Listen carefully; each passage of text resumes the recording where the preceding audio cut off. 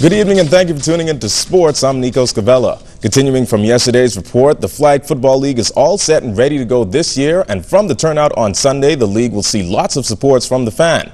However, for some people, flag football is seen as weaker than the traditional tackle football. Omar Wilkinson, who plays for the Spartans, sheds some light on just how competitive the sport can be. Extremely competitive, extremely physical. It may not be contact, it may not be all the rough and tumble, but it takes a lot of smarts, a lot of effort, a lot of strength, a lot of experience to play this game. This is not a very simple game or some schoolyard game that we play. As you can tell by the amount of players that you see out here, from everywhere, from, like I said earlier, guys from high school straight up to seasoned veterans from the regular tackle league are here playing flag football. So I think that in itself speaks volumes about the validity of football. John Marknut is on the league's board but also plays for the defending champs, the Ravens. He shed some more light on the level of competition in the league and what it'll take for his Ravens to stay on top. As last year, every game will be competitive. We do have new teams out here, which the preseason is truly for, so they could get into form, start playing. Also, with the older teams, they are already in mid-season form.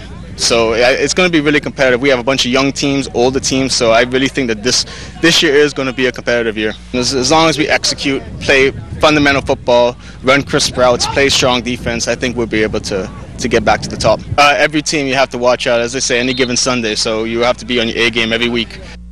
Now, in yesterday's sports, I showed you how the Freedom Farm is looking 11 weeks into this year's program. Now, President Greg Burrows has mentioned another initiative, giving some of their young players the opportunity to play baseball in the United States. During the games yesterday, I caught up with him to find out more about the initiative.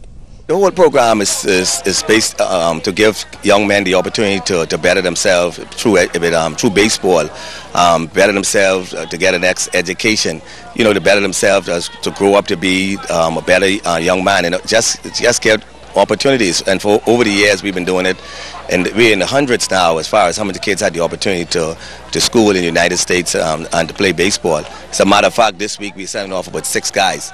And you have the opportunity to probably see about 3 or 4 of them here today. And that give us, as a matter of fact, at one time, that's the largest group that we've ever had going off at one time. Now, one of the select few to spearhead the initiative, Jazrado Chisholm, he also shared how he feels about the opportunity and the kinds of things President Burrows and the whole Freedom Farm experience has taught him. I'm sure I'm ready for it, and that I think it's giving me a very big step forward because I was always wishing to play in the major leagues.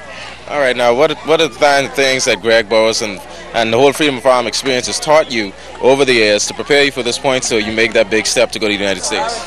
They always prepared me on discipline, that I should be disciplined about my schoolwork and playing baseball and do whatever you got to do to make it where you got to go. All right, now what kind of things you look to do when you go over there in high school? What are the goals that you set for yourself when you go over there? Like, I'll do good in school, try and make it to the majors, do as best as I can, and just represent my country and where I came from.